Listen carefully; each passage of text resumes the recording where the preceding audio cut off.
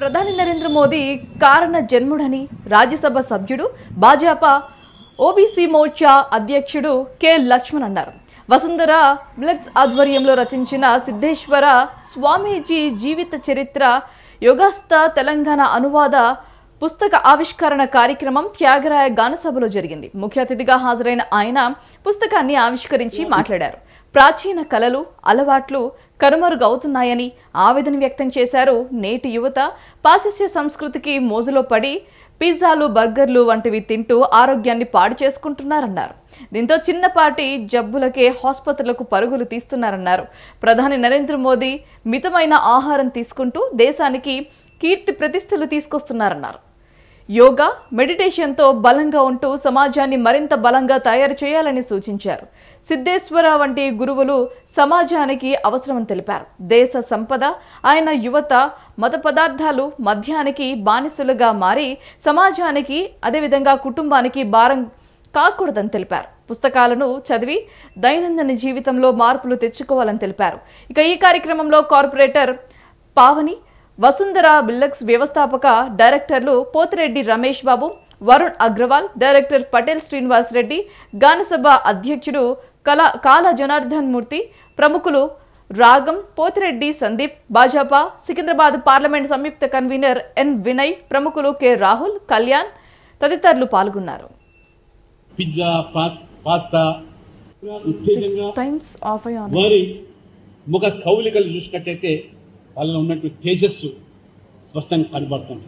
వాళ్ళు 75 సంవత్సరాల వయసులో ఏ రకమైనటువంటి వ్యాపకాలు లేకుండా మితమైన ఆహారంతో ఇవాళ ప్రపంచానికే ఒక కీర్తి ప్రతిష్టలు తీసుకొచ్చేటువంటి వ్యక్తిగా ఇవాళ వారు ఉన్నారంటే దాని వెనుకాల ఉండే రహస్యం, హిడెన్ ఎజెండా. వారు రోజు 2 గంటలు యోగా ప్లస్ మెడిటేషన్.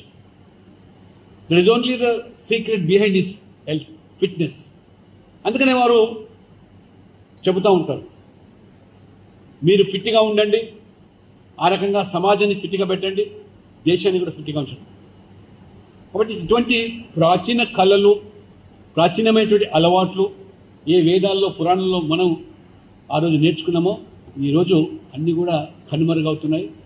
ఇంతకుముందు చెప్పినట్టుగా మన ఈ వెస్టర్న్ కల్చర్ ఇవాళ మన పిల్లలు కూడా ఇవాళ ఎవరైతే చూస్తానో వాళ్ళు ఈ వెస్టర్న్ కల్చర్ మోజులో పడి ఆహారపు అలవాట్లు కూడా పిజ్జా, పాస్తా, బర్గర్లు ఇవన్నీ కూడా పాచిపోయినటువంటి ఇవాళ ఫ్రిడ్జ్లో పెట్టి తినిపిస్తూ ఉంటే ఏ రకంగా ఆరోగ్యం ఇవాళ వారు క్షీణిస్తూ ఉన్నదో, కనీసం మినిమం ఇమ్యూనిటీ లేకుండా చిన్నపాటి జబ్బులకు ఏ రకంగా తారసపడుతున్నారో, ఇబ్బందులు పడుతున్నారు.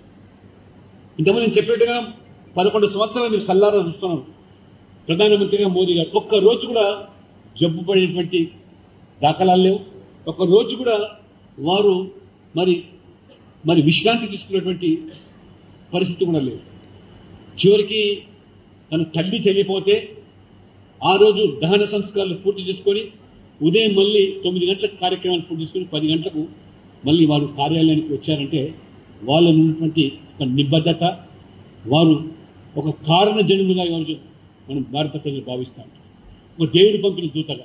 అంటే ఇటువంటి స్వామీజీలు, సిద్ధేశ్వర లాంటి స్వామీలు ఈరోజు సమాజానికి మరి అవసరమైన విషయాన్ని మరి వారు ఈ పుస్తకం ద్వారా వారి జీవితాన్ని రాబో తరాలకు, ముఖ్యంగా యువతకు, ఏ యువతనైతే వాళ్ళ మన ప్రపంచమంతా కూడా భారతదేశం అసూయగా చూస్తూ ఉంటుంది.